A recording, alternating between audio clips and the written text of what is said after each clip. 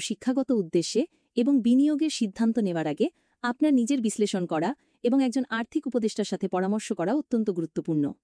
নমস্কার সবাইকে।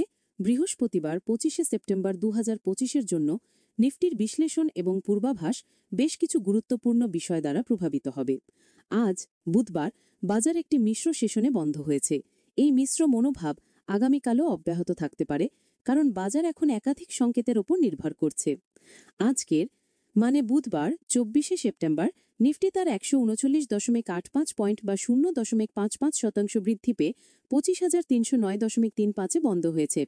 বাজার দিনের শুরুতে কিছুটা নিম্নমুখী থাকলেও পরে অটো, ফার্মা এবং ব্যাংকিং সেক্টরের কিছু বড় শেয়ারের শক্তিশালী কেনাকাটার কারণে এটি ইতিবাচক গতি অর্জন করে। এই উত্থানটি সাম্প্রতিক লাভ তোলার প্রবণতাকে কিছুটা থামিয়ে দিয়েছে। যদি আপনি দেখেন, নিফটি এখন ২৫,৩৫০ থেকে ২৫,৪০০-র কাছাকাছি একটি রেসিস্টেন্সের সম্মুখীন হচ্ছে এবং নিফটি এই জোনগুলি অতিক্রম করে, তবে এটি ২৫,৫০০ এবং তারও উপরের দিকে যেতে পারে, যা একটি নতুন রেসিস্টেন্স ধাক্কা খাওয়ার সম্ভাবনা আছে।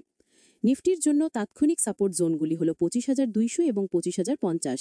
যদি সূচকটি ২৫,২০০-র নিচে নেমে যায়, তবে এটি আরও বিক্রয় চাপ সৃষ্টি করতে পারে এবং ২৫,০০০-এর দিকে যেতে পারে। নিফটি এখনও তার বর্তমানে প্রধান মুভিং অ্যাভারেজগুলির ওপরে অবস্থান করছে, যা দীর্ঘমেয়াদী বুলিশ প্রবণতাকে সমর্থন করে, তবে স্বল্পমেয়াদী গতিবেগ কিছুটা কমেছে। যদি খেয়াল করে দেখেন, বিশ্ববাজারে মার্কিন এবং ইউরোপীয় বাজারগুলি মিশ্র প্রবণতা দেখাচ্ছে, যা আগামীকাল ভারতীয় বাজারের ওপেনিংয়ে প্রভাব ফেলার সম্ভাবনা থাকে। বর্তমানে আন্তর্জাতিক বাজারে অস্থিরতা এখনও রয়েছে। বুধবার বিদেশি প্রাতিষ্ঠানিক বিনিয়োগকারীরা বাজারে ২,৮৭৫.৫৪ কোটি টাকার শেয়ার বিক্রি করেছেন। অন্যদিকে দেশীয় প্রাতিষ্ঠানিক বিনিয়োগকারীরা ৩,১১২.১০ কোটি টাকার শেয়ার কিনে বাজারকে সমর্থন দিয়েছেন। এই দুই পক্ষের কার্যকলাপ বাজারের গতিপথ নির্ধারণে গুরুত্বপূর্ণ ভূমিকা পালন করবে। সেক্টর ভিত্তিক পারফরমেন্স যদি লক্ষ্য করেন, বুধবার অটোমোবাইল, মেটাল, ফার্মা এবং কিছু আর্থিক খাত ভালো পারফর্ম করেছে। এই প্রবণতা অব্যাহত থাকলে তা বাজারকে সমর্থন দিতে পারে। বর্তমানে সামগ্রিক বাজার মনোভাব কিছুটা বুলিশ হতে পারে, তবে ২৫,৩৫০-এর কাছাকাছি লাভের জন্য শেয়ার বিক্রি হতে পারে। যদি নিফটি ২৫,৩৫০-এর ওপরে একটি নিশ্চিত ব্রেকআউট দেয় এবং এই জোন ধরে রাখতে পারে, তবে এটি ২৫,৫০০ এবং ২৫,৬০০-র দিকে যাওয়ার সম্ভাবনা থাকে।